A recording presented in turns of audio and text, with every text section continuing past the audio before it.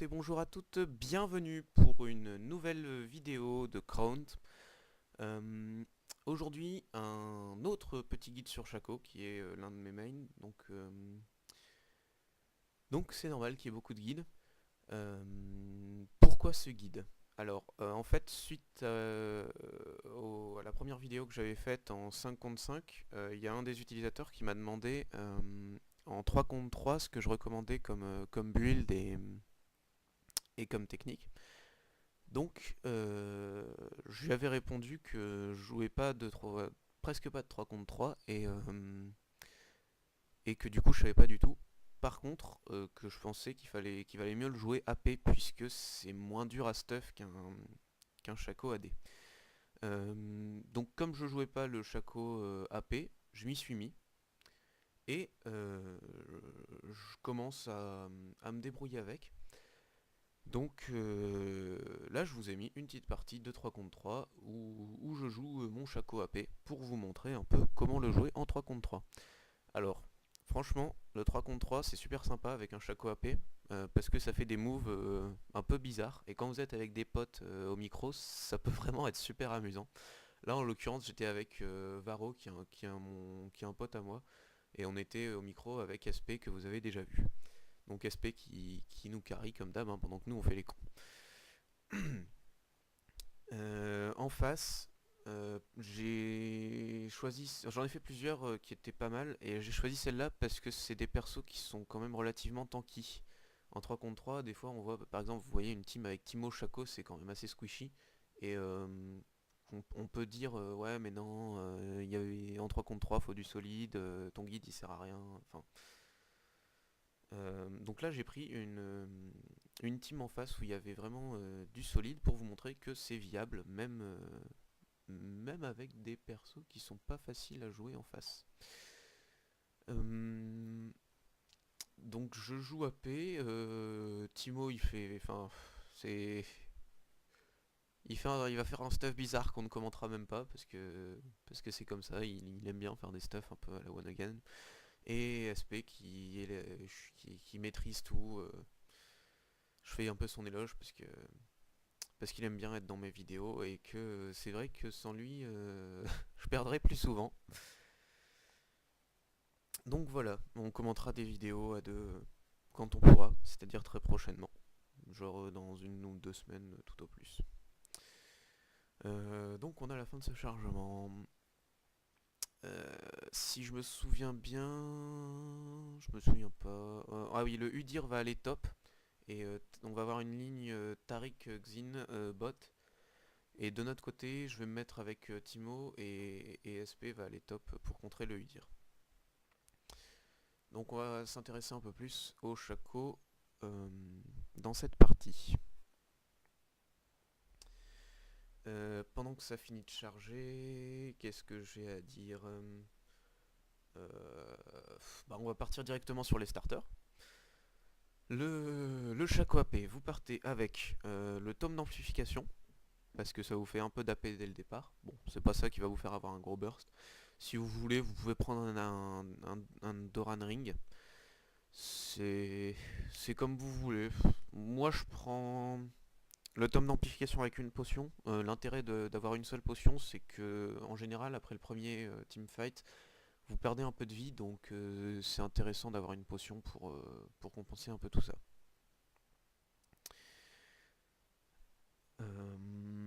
Sinon, le Doran Ring, ça permet d'avoir plus de dégâts au départ.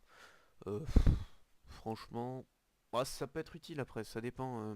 Sur le premier teamfight qui est super important en 3 contre 3, donc pour ceux qui connaissent pas, il y a une tactique en 3-3, c'est tout le monde va bot pour essayer de choper le premier kill. Et il y a un bush au milieu de la ligne qu'il faut essayer de prendre absolument, puisque ça permet tout simplement de mieux gank. Le Shaco AP, l'un de ses principaux intérêts, c'est que ça permet d'éviter d'avoir obligatoirement à prendre ce bush pour pouvoir faire quelque chose. Vous allez le voir de toute façon hein, dès le début de la vidéo, euh, l'intérêt du Shaco AP. Alors que là, ça va se lancer, c'est magnifique, au moment où j'avais plus rien à dire. Peut-être. Ah, le gros fail. Voilà, bon, j'ai pas l'air d'un con du tout. C'est pas grave. Ah, ça y est, quand même. Euh, Hop, hop, hop, hop, voilà. Alors, au niveau des starters.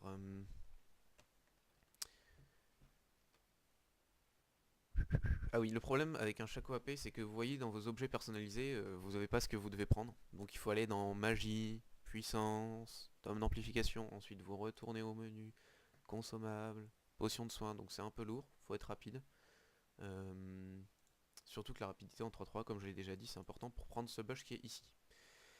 Et là, on est parti. Donc j'ai pris mes items, vous voyez, le tome d'amplification qui fait 22 puissance, et la potion de soin. Pendant que je marche, je mets ma boîte, pour essayer de perdre le moins de temps possible. Euh, et je vais mettre la potion qui est ici, je vais la mettre dans mon dernier emplacement, parce que tout simplement c'est l'emplacement que j'ai relié à ma barre d'espace, donc ça me permet de lancer ma potion avec le pouce, plus de rapidité. On va travailler tous les doigts, c'est ça qui est beau. Le starter de SP, il a pris un bouclier de Doran, tout simplement pour avoir plus de contrôle sur sa lane, ça lui permettra de back moins souvent, d'avoir plus de régène, enfin voilà. Et le Timo qui prend un starter boot popo pour pouvoir partir sur son late plus simplement. Là, SP qui prend le contrôle du bush. Bon, Lord Recorder fait un peu des siennes au démarrage de la partie, donc voilà, SP se téléporte derrière. En tout cas, il va prendre le contrôle du buisson. Et moi, pendant ce temps, petit Shaco AP fourbe et qui a envie de ramasser un kill, je viens ici, et je vais aller dans ce bush là et commencer à mettre mes boîtes. Alors le problème c'est que ça use beaucoup de mana en early. Voilà, donc là SP il s'est rendu compte que on allait tous ici, donc il est venu, on va préparer un gank. Je mets mes boîtes, on est tous là, et il y en a un qui va faire le... Donc en général vous tombez en 3-3 sur des gens qui sont pas très intelligents. Alors le Timo qui va scout, ça c'est magnifique. Donc vous tombez sur des gens qui sont pas très intelligents, ils ont ce bush là et ils pensent pas que vous pouvez tous être dans ce bush là. Donc il y en a un qui fait le...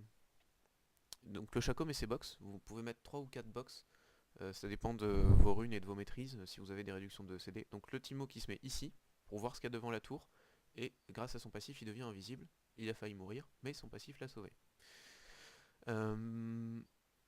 Je parlais de quoi? D'un truc hyper important peut-être. Ah oui, les boîtes. Vous avez... vos boîtes durent 1 minute depuis le nerf des boîtes. Vous pouvez en mettre 3 ou 4 selon vos réductions de cooldown, puisque c'est 15 secondes de récupération de base. Comme elle dure 1 minute, vous faites le calcul rapide, ça veut dire que quand vous mettez votre quatrième, la première se barre. Voilà. Donc si vous avez un peu de réduc CD, c'est pas plus mal. Ça vous permet d'avoir les 4. À ce moment-là, il y a l'un des mecs qui va faire l'appât. Alors, là vous allez voir la technique, le fail de notre Timo. Donc là on lui dit vas-y, ramène-les dans le bush. Donc il arrive, il se met devant eux, il commence à les taper, il va se faire défoncer. ASP qui vient à la rescousse, Timo qui a failli mourir, et là il se jette dans mes boîtes. Et ils vont mourir très vite. Voilà, les boîtes qui dépopent littéralement le Xin, et SP qui me prend mon kill. C'est ça qui est très frustrant avec les boîtes, c'est que en général ça enlève presque toute la vie, mais il leur en reste un tout petit peu. Et c'est vos potes qui se chargent de prendre votre kill. Voilà, donc une petite... voilà, on essaie de garder la vision du bush, on récupère de l'XP. On va scout un peu avec les box. Quand vous avez rien à en faire de vos box, vous les mettez, voilà, il y a un endroit ou un autre, histoire de pas vous prendre de gang. Alors, là j'hésite entre l'attaquer ou ne pas l'attaquer. C'est très existentiel comme question. Et au final je l'attaque et je me barre parce qu'il y a le Xin qui est déjà revenu. Donc la boîte en premier. Pour le first blood, en général, les gens sont surpris. Ou alors, si c'est des gens intelligents qui ont déjà joué contre un Shaco AP, très important l'impact psychologique du Shaco AP. Ils n'oseront pas vous suivre dans un bush et ça vous permettra peut-être de sauver l'un de vos alliés du teamfight. Deuxième sort, le poison double. Le Shaco il a 3 sorts en ratio AP. C'est sa boîte, son poison et son hallucination. Donc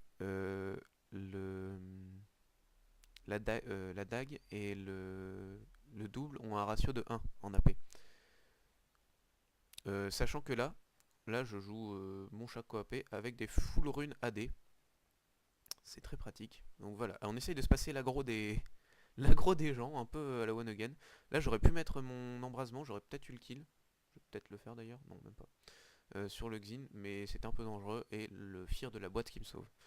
Donc d'où l'intérêt d'avoir mis une boîte là, c'est qu'elle m'a sauvé la vie.